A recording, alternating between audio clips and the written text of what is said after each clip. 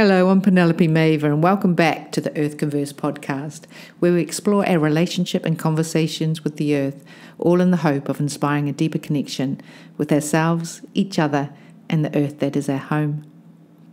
To again mix things up a little, the intention of this episode is many-fold.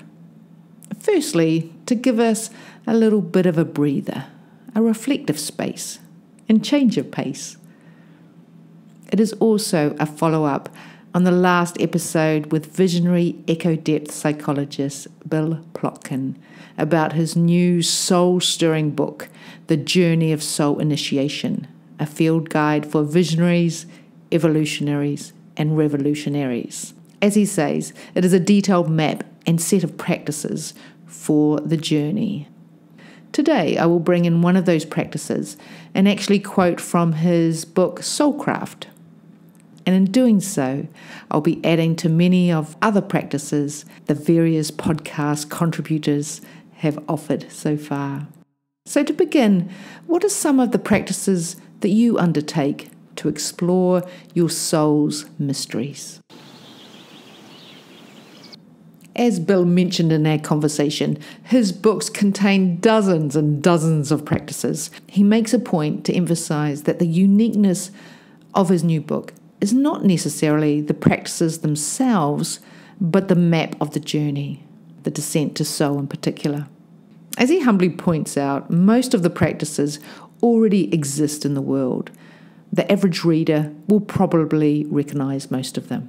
And to give you a feel for a practice and connect to what Emma beautifully offered in episode 38, we will take an excerpt from Bill's book Soulcraft on symbolic artwork. What is your relationship with art? To what extent do you see yourself as an artist? As Emma said, we are all creative beings, and this is echoed with Bill's words. We are all artists. The artistic potential lives within each of us, sometimes dormant, sometimes aroused. Some say it's not possible to be fully human and not be an artist.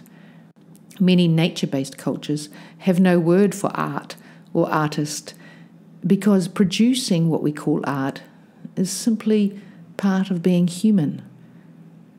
True art has nothing to do with impressing or entertaining others with pleasant or stunning creations. It's about carrying what is hidden in the soul as a gift to others. However, we embody our souls in the world. That is our art. Soul expression, like true art, is an intrinsic act. We do it simply for the joy it generates. It does not have ulterior motives, such as entertainment, wealth, or fame. In addition to being the expression of soul powers, art can also be a way to discover those powers. There is much to learn about our soul's purpose from the creations that spontaneously flow from us. So, in Soulcraft, he offers a symbolic art process from the transpersonal psychology school of photosynthesis. And essentially, there are 4 components. Getting relaxed, shifting awareness to a receptive place inside yourself, a set of general but evocative questions, and art material, whatever you have, crayons, pastels, coloured pencils, paints, whatever. In Soulcraft, he uses these questions, these 4. Where are you now in your life? Where are you going? What stands in your way? And what quality or resource waiting inside you must emerge so you can move through your obstacle and take your next step? And I would suggest you can replace these with whatever questions are most alive, relevant, pressing, or stirring for you. So with this basic frame is an invitation to delve into the practice of symbolic artwork. So to elaborate a bit on his words, I will say this. So prepare the materials that you want to use. Choose a place that feels right for you, that is safe, inspirational, sacred, where you won't be disturbed, where you can feel free and relaxed. And once there, settle yourself into stillness so you really can relax. Use your own technique that helps you get out of your mind, into your body, that helps you come into the present moment, to center yourself, release any tension, and open to the experience. Maybe follow your breathing, scan the sensations of your body, whatever feels right. And as you feel relaxed, bring your awareness to a receptive, creative place inside you. Sense into that soft, open, welcoming part of you where you can express your creativity and truth. And gently hold those big questions within, allowing images from the soul to emerge in response to them.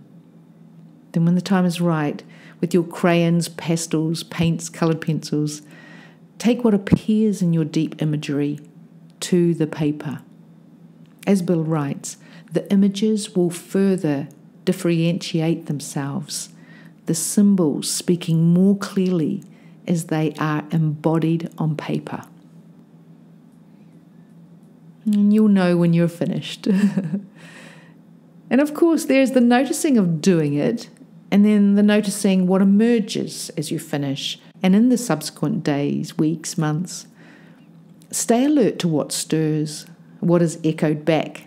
Bill always provides real-life stories of people's experiences. And in relation to this one, he talks about how Nancy, months after doing such a practice, found herself in a bookstore where a book cover caught her eye. It was a painting identical in many ways to the drawing she had undertaken. And it was titled Dream Speaker, the very words which had been whispered to her on a vision quest weeks earlier. So there you go. Enjoy. Let us know what emerges for you, or don't. I will put the links into Bill's books in the episode extras. So we'll put a pause here and see you back for the next Earth Converse podcast. In the meantime, enjoy Earth, one conversation at a time.